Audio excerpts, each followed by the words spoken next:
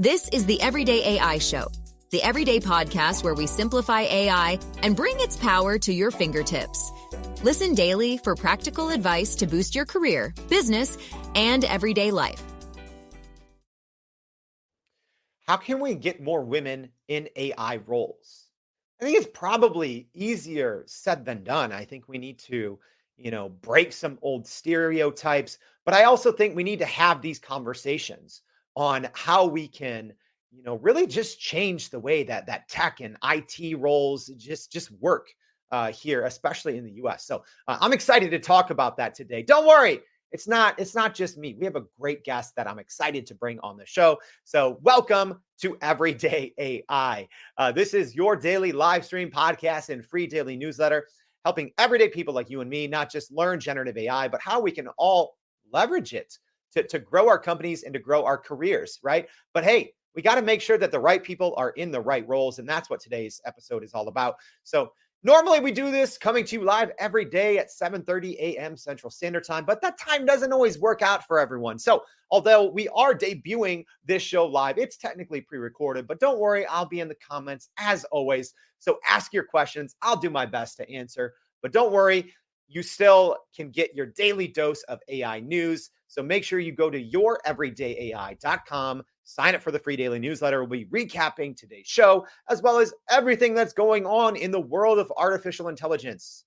Don't worry, we don't miss a beat, so you won't either. All right. And I tell people, on our website, youreverydayai.com, let me say that again slower, youreverydayai.com, right? When I say it 50 times a day, it just starts to all become one word. But hey, that website is literally, I think, probably the best single source of unbiased information on generative AI out there, period. More than 200 plus episodes where we dive into anything. So no matter what you want to learn, if you want to go back and read our old newsletters, if you want to read about, AI in career, or AI in sales, AI in entrepreneurship, it's all there. So go check that out. But let's talk about how we can rebuild the staffing industry and how we can get more women in AI roles. I'm excited for today's conversation. So let's go ahead, get my big head off the screen and bring on an actual expert in the field. So here we go. Dona Fanara is the VP of Women Impact Tech. Dona, thank you so much for joining the Everyday AI Show. Thank you, Jordan. Thank you for having me. Oh, absolutely. And let's start out high. Just can you tell us a little bit about yourself and what you do in your role at Women Impact Tech? Sure. So I'm a vice president for corporate partnerships. So at Women Impact Tech, we are a full staffing company, full talent solution company. In addition to that, we hold. Oh, I'm so sorry. Typical. No worries. I'm sorry about that. We hold several events, 3 regional events in the country. It'll be Chicago, San Francisco, and New York this year, in addition to virtual events. We also have private events that we hold at corporations. We have a membership program, and we have a job board as well. Okay, I love it. So even, let's just get straight to the details of this episode and of our talk. But, we called this episode Rebuilding, right? So to me, that means there's things broken. I think there's obviously a lot of things broken when it comes to elevating women into roles. But Dona, can you give us a little bit, from your experience, right? Like, why is AI roles or tech roles, why are they so skewed toward men? There's a lot of bias for some reason or another, and this is part of our mission, is something that we want to change. Our purpose for doing this is 75% of men hold these technical roles in the United States. It's even less when you go global, believe it or not. Only 20% globally of women, 8% of women hold them in the U.S. And it has a lot to do with bias. It has a lot to do with, I believe, men not thinking that women could really hold these roles for a lot of different reasons. There's some major biases that are going on, and stereotyping as well. Hey, I'm going to go ahead and speak for all men. Men, can we stop sucking, please? And let women take on these roles, because I think we'll be surprised. I think some of my favorite shows on Everyday AI are from women because, I think to come out and speak about AI, and Donna, I'd love to hear, your take on this.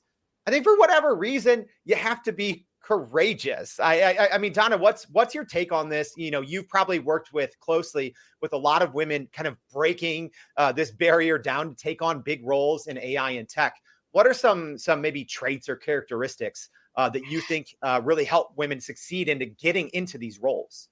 Yeah, I've been very lucky to meet a lot of high level women that are in the tech space. And I could see that they're risk takers. They have a lot of confidence and, they're willing to take a chance.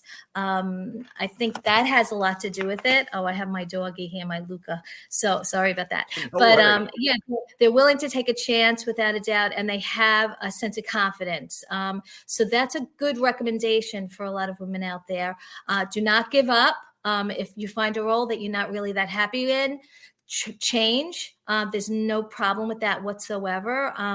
And then really try to develop as much confidence through a lot of networking, through finding a mentor possibly to help you with that confidence.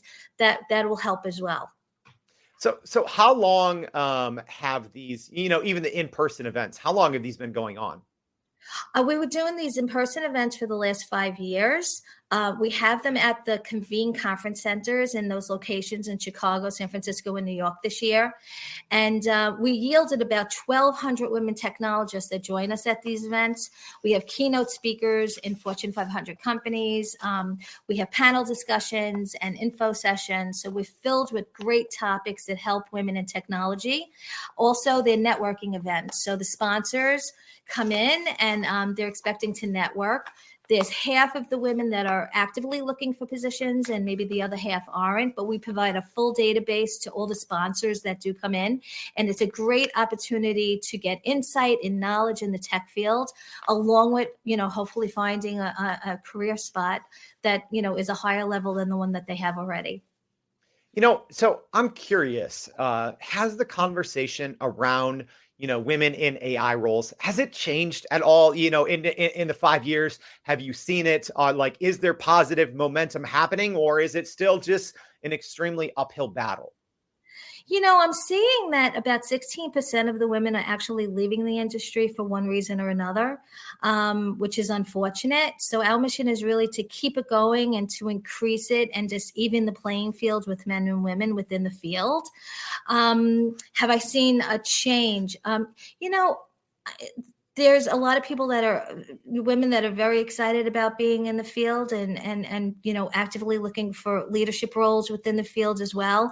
And then there's women that are, very disappointed. And I hear a lot of those sad stories about how they're being treated within their organizations. But I think a lot of corporations are making a change to change the culture for women in technology today. So that is a good thing.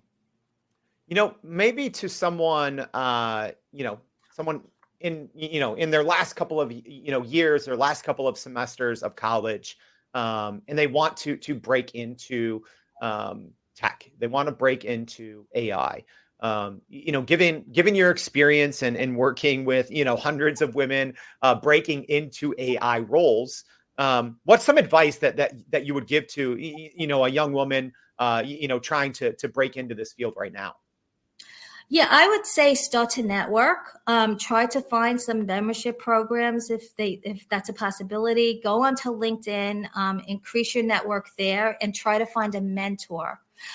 There are plenty of people. We have them at our events. We have a mentor-mentee session. That's fantastic. It's one of those sessions that you can't get them apart. So we have a mentor that will give great advice to mentees. So we do like 5 in 1, and it's impossible to get them apart. For the next session, we have to, get on the microphone and say, hey, listen, you have to break this up now. So I would suggest that, especially at that age, find a mentor in the field. If anybody wants to get in touch with me, I could try to help do with that. But really increase your network and begin to network, branch out, and start making connections. I'm gonna come in here with a hot take. This isn't planned, but I was just thinking this, Donna, as you were saying that. You know what? I think with so many AI roles now, especially when we're talking about generative AI roles, when we're talking about, maybe roles, working with or working at companies that produce large language models.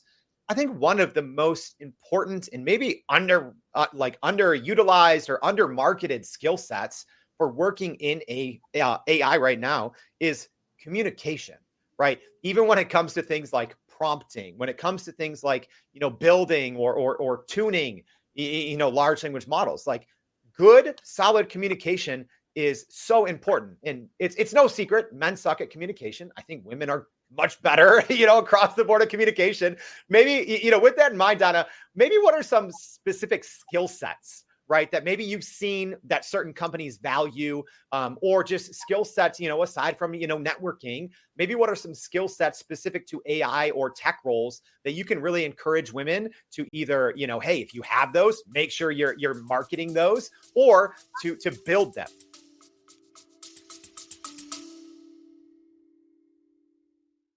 Are you still running in circles trying to figure out how to actually grow your business with AI? Maybe your company has been tinkering with large language models for a year or more, but can't really get traction to find ROI on Gen AI. Hey, this is Jordan Wilson, host of this very podcast. Companies like Adobe, Microsoft, and NVIDIA have partnered with us because they trust our expertise in educating the masses around generative AI to get ahead. And some of the most innovative companies in the country hire us to help with their AI strategy and to train hundreds of their employees on how to use Gen AI.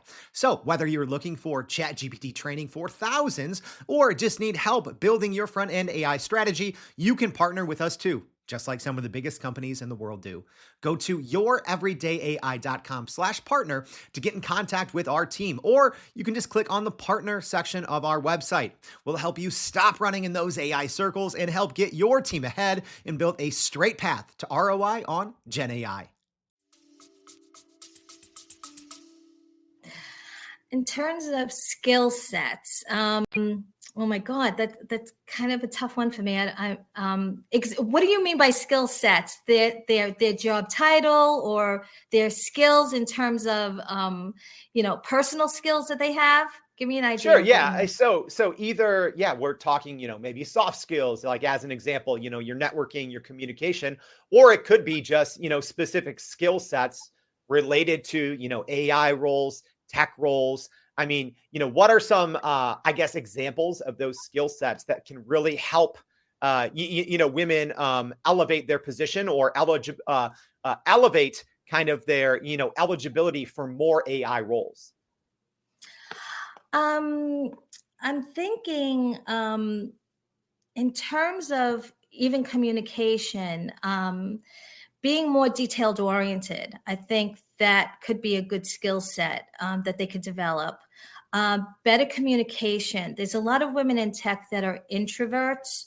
If they could find skills that they can make them a little bit more extroverted, that would help without a doubt. We hear that a lot of women in tech are quiet. They're more reserved. They're more introverted. I think a skill set to develop a little bit better communication would definitely help within the field. I love that. So I feel there's always, multiple entities, involved, right? When you are looking at, a problem like this, Donna, you mentioned that there's biases and it's hard for women to get into tech and AI roles. And it's even maybe just as hard to stay in there because of some of these, ongoing biases, right, that women have to face. Maybe what roles are larger companies and corporations, like, are you seeing, corporations step up and to create, good programs and support systems? Do you think larger corporations need to be doing more? What are your thoughts on that? And maybe if you do have an example or two of, I'm sure you're working with a lot of big businesses, big corporations, but maybe just walk us through what roles, businesses and corporations should be playing. There's so many AI roles within organizations. They're developing every single day. This is a market that's really going to explode without a doubt. So the ML and the AI roles are definitely increasing. I'm finding that with a lot of different companies. Every company that I'm speaking with, they're going to be bringing on a lot of AI roles within their organizations for the Fortune 500 and even the startups. I mean, there's so many startups. I wrote down a couple of them, like U and Zenny and Euro, Unit One, Built. There's so many of these smaller companies that are bringing on these individuals as well. There's a lot of different ways that women could really fall into these AI and ML roles within organizations. It's not only the Fortune 100 or Fortune 500s, it's companies all over the place. We're noticing that so many are increasing the AI roles within their organizations right now. So you dropped a stat earlier, and I want to go back to that and dig in a little deeper. So there's obviously problems, probably going against women and having them get their maybe first big role in AI or first big role in tech, but staying there, right, as well. Could you tell us that stat one more time, just about the percentage of women leaving these roles? And then maybe let's dive in a little bit deeper on why that might be. So what was that stat again? And let's talk through that. Yeah, so I mentioned that 16% are actually leaving because of the biases that they're finding within organizations. So yeah, 16%. That's a big percentage. It is. And is that like after a certain, onboarding period? Like what does that 16% kind of entail? And then yeah, let's dive in and see why. Yeah. I would say the first couple of years of joining a position, they're finding maybe about 5 years in that they're not happy and they want to find a different type of career. So I think, everything that they expected, everything that they thought that they would learn and be promoted into, it's not really happening for them. And they're, 16% are deciding, this is just not for me and finding other careers. A lot of it has to do with bias. I was on the phone today with a company. It was really interesting that has over 20 business units in IT alone. And a woman, vice president, actually spoke up and says, you know what, there's too much bias here and I'm not happy. So they're creating ERG groups to help the culture within that company, which I think is fantastic. So that's a start of it. But there are a lot of women that are finding that there is a tremendous amount of bias within these organizations and deciding to leave. And let's even talk a little bit more about these employee resource groups that you just mentioned there. Do you think there should be more of these, especially at tech companies? Because I have to understand kind of like my privilege, right? Like it's very I think much easier for me as a guy to be able to walk into a room and to be able to talk tech and for people to be like, oh, okay, yeah, let's give this person a platform. But I know it's not as easy for women, and we need to change that. So like even with these, employee resource groups, would you encourage more and more corporations to, create these specifically around, getting more women in AI and tech roles? Yeah, absolutely. Without a doubt. I think it was fantastic when I spoke to this company this morning that they are creating this ERG group that is really helping with the culture. They're finding out the issues and they're developing ways on the culture could change. So I was very happy to hear that, without a doubt. And, it's an ongoing process, but I think it's something that the CIO decided that he needed to do. It's also going to affect their bonuses. So all the men that are in charge, and unfortunately there are all men in charge of these 20 business units within this company. But now they're set to a standard that they have to make a little bit of a change before they even could get, some bonus. So I think the ERGs are very, very important for the organizations because it'll help them develop a new culture within the organization. So I want to talk about that a little bit more. So maybe not that specific, company there, but you said, hey, there's 20 groups and it's 20 men in charge of all of these, right? So Right. let's say you were a different company, because I don't want you to have to, talk about a client or, someone that you're working with. But, if you were in charge, at a, large, company, and let's say they had 50 groups and all 50 of them were men, like what would you do? Or what are the steps that if someone's hearing this and they're like, wow, what Dona's saying, like, that's literally what's happening, within my organization, right? What would you do, or what specific advice would you give to people to kind of rebuild what that looks like? Well, I think Women in Tech is a great organization that has 250,000 women technologists on our database. So if they're looking to increase women or underrepresented groups within their organization, they could go to a diverse staffing company. We're women's owned and LGBT owned as well, and certified, and really partner with some companies like that to get more women within their organization. It's an easy and fast way to start to do that. So I think that would be good advice for sure. I think that's always good to have, a resource, kind of like what you said, that's a source that you all provide. But I mean, do you have any other, just good practical, tips for people? Like, is it something that, does it start from the ground up? Is it something that you need to talk about first with, an advisory board, like committees? You kind of did, mention these, like ERGs, for ongoing, like, support and resources, but it is a big problem, right? It's a problem with the system. It's a problem with society. And I know there's no easy answer for this, right? But I mean, what else would you do in this, situation, or what else can others do, right? Aside from tapping into a group like yours? Well, I think that HR should pay attention and find out what's happening within their organizations, which is a great idea. They also have DE&I folks that are within their organizations that primarily focus on developing ERG groups and making sure that there's a diverse amount of people within the organization. So that's always helpful too. So I think between HR, the specific business units, and then also DE&I think there's some nice changes that are starting to happen within organizations.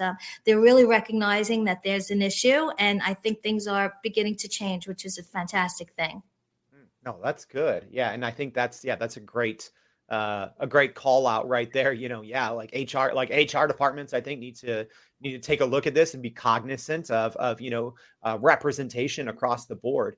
I'm also wondering, Donna, like, where do you see this, right? So you just said that, you're starting to see some positive change, right? And I'm sure it's something that, is on your mind, a lot. But where do you see this going, in the coming months and in coming years, when it comes to, women being more represented and better highlighted in these visible roles within AI, capacities? Where do you see this going, or where do you hope that it goes? Yeah, I see a lot of nonprofit groups really bringing this to light. So they're talking to a lot of high school students. They're really encouraging girls to get into tech and IT and engineering, which is fantastic. I also see a lot of other groups like Latina in Tech, a lot of groups like us, Women in Tech. There's so many right now, but I think as it goes on and it develops and grows more and more and more, we'll see some type of evening in the playing field between women and men. So I think it does start from the school, the school age kids, that people to go volunteer and talk to them over there. As long as we could get more of them involved in this space, I think it'll be fantastic for them to join. I think, that's a great point. You can't necessarily just change it, at the, early career or mid-career level. That's a great call out there, Donna, that, continued support for, these earlier life programs, middle school, high school, et cetera. I think that's a great idea. So we've talked about a lot here, Donna, and as we wrap up the show, maybe what's one takeaway that you hope people hear, specifically as it pertains to getting more women involved in AI roles? What is it that, the one message that you hope people take away from today's conversation, or maybe what they can do to build or to be a part in rebuilding this industry? I think the main thing is that we have amazing women in the IT side of the business. And as long as they stay with it, don't get discouraged, stay confident, Don't be in a fear of losing anything. Don't be afraid to move on if you're not enjoying something that you're doing, today. I think that those are the little bit of takeaways that I could suggest. Stay strong. Again, develop your network, find a mentor, and I think that things will go in the absolute right direction. Love that. Such great advice, just bullet pointing and recapping it all for us at the end. This is so good. Dona, thank you so much for joining the Everyday AI Show. We really appreciate you coming on and sharing your insights. Thank you, Jordan. I appreciate it so much. Thank you. And hey, as a reminder, a lot of great information out there. Make sure, if you haven't already, if you want to know more about how we can get more women in AI roles, make sure you go subscribe to our newsletter at youreverydayai.com. We're going to be recapping today's conversation, as well as putting some other resources that Dona talked about, as well as probably some others that we're going to find, some other great resources. So make sure you do go do that. If you do have questions, don't worry. I'll be here in the comments. Maybe Dona will as well. So get your questions in if you have them. Thank you for joining us, and hope to see you back for more Everyday AI. Thanks, y'all. And that's a wrap for today's edition of Everyday AI. Thanks for joining us. If you enjoyed this episode, please subscribe and leave us a rating. It helps keep us going. For a little more AI magic, visit youreverydayai.com and sign up to our daily newsletter so you don't get left behind. Go break some barriers, and we'll see you next time.